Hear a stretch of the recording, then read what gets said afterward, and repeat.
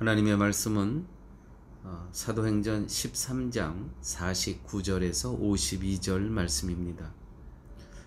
영생을 주시기로 작정된 자는 다 믿더라. 주의 말씀이 그 지방에 두루 퍼지니라.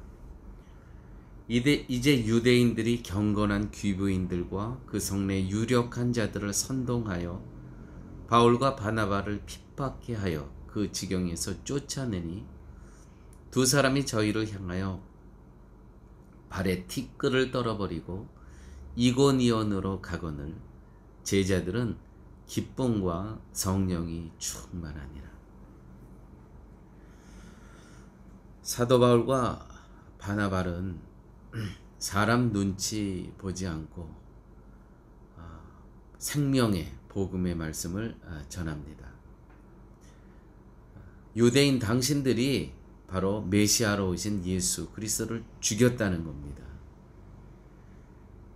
근데 그분이 다시 살아나셔서 우리들에게 영원한 영생의 길을 또한 허락해 주셨음을 가감없이 말씀을 선포했습니다. 이 결과 그들은 그 성에서 쫓겨납니다. 쫓겨나면서 이 두 사람은, 바울과 바나바는 자기를 쫓은 사람들을 향하여 발에 티끌을 떨어버렸다. 오케이. 우리가 한 일은 여기까지 하면서 티끌을 떨어버리고 이제 다른 곳으로, 또 이고니안이라는 곳으로 전도 여행을 떠납니다.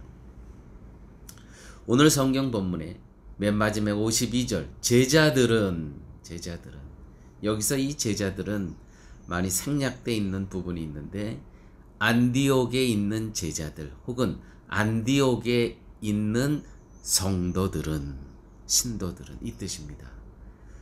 파송했습니다. 파송하고 후방에서 이제 후원하고 기도하고 있는 이 안디옥 교회에 있는 제자들과 성도들은 기쁨과 성령이 충만하다. 다시 말해서 쫓겨났습니다. 복음 전도하다가.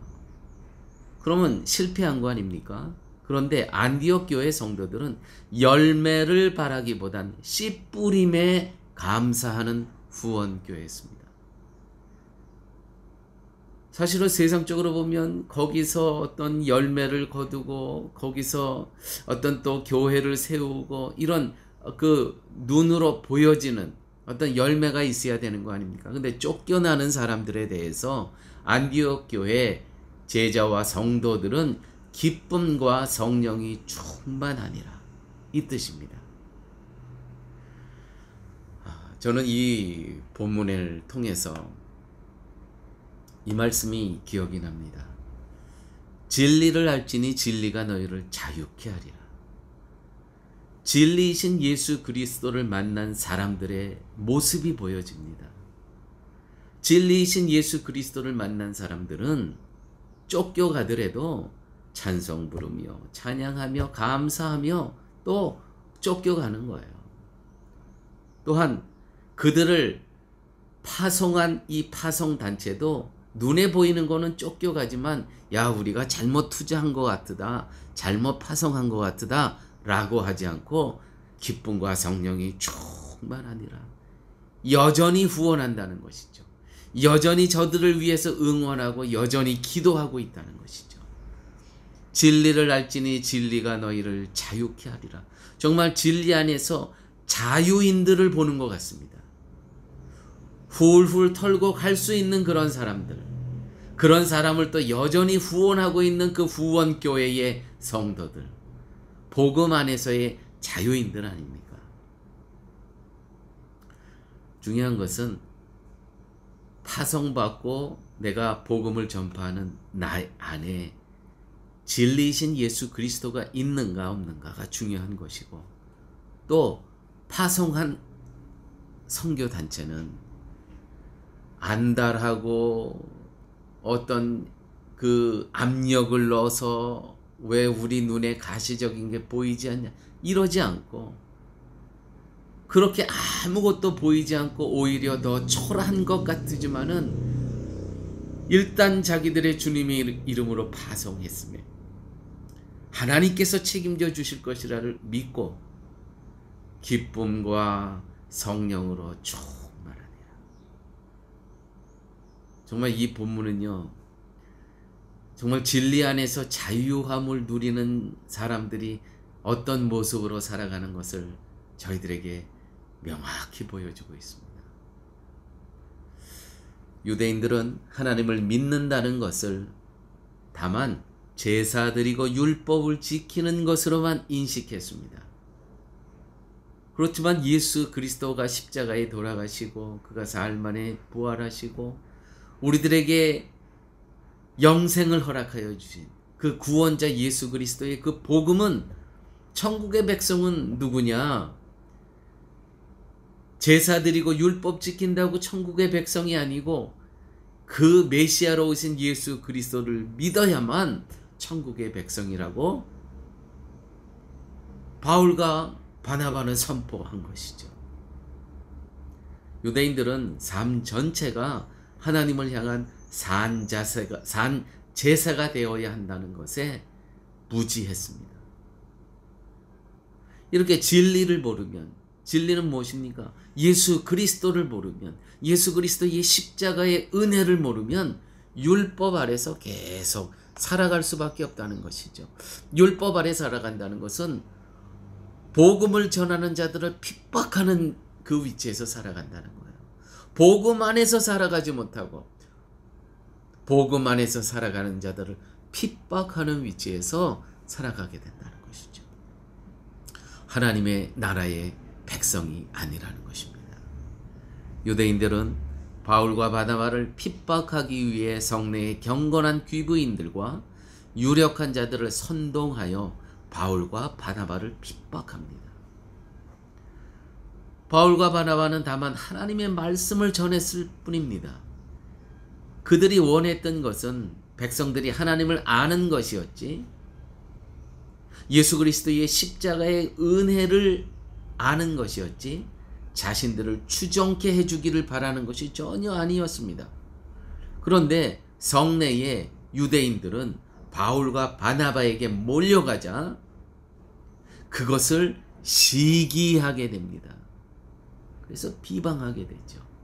이 시기심이 무서운 거예요. 진리가 없으니까 시기심이 나를 지배합니다. 그 시기심이 나를 작동케 합니다. 시기심이란 나는 작고 상대는 커 보이는 것입니다.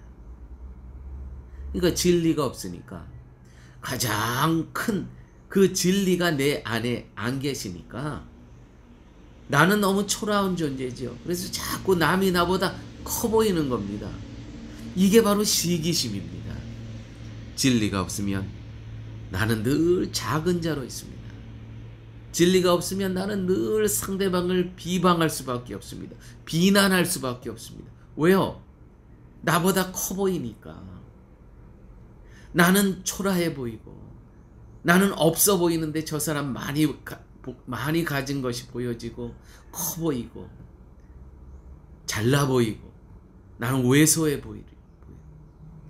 이 사단에 묶인 자들은요, 시기심이 많습니다. 왜요? 시기심은 다른 게 아니에요. 나보다 저 사람이 잘못됐다는 게 아니고요, 나보다 커 보인다는 겁니다. 내 안에 진리가 있다면, 예수 그리스도가 내 안에 있다면, 십자가에서 승리한 예수 그리스도, 그 영이 내게 있다면 승리자가 내 안에 있는 거 아닙니까? 나는 가장 큰 자입니다. 그런데 그 진리 되신 예수 그리스도께서 내 안에 계시지 않은데 상대방이 너무 커 보이는 거예요. 너무 있어 보이는 거예요. 나는 너무 초라해 보이는 거예요. 그게 시기심입니다. 시기심. 혹시 오늘 이 말씀을 통해서 내가 누구를 지금 시기하고 있습니까? 다른 거 아니에요. 내 안에 진리 되신 예수 그리스도가 없어서 저 사람이 잘못됐다는 게 아니고 저 사람이 나보다 크게 보여진다는 거예요. 그게 시기심입니다. 다시 한번 이런 말씀을 통해서 나를 점검하고 그리스도로 다시 회복해 되는 심령이 되셔야 됩니다. 오늘 말씀 가운데 이런 본문이 있죠.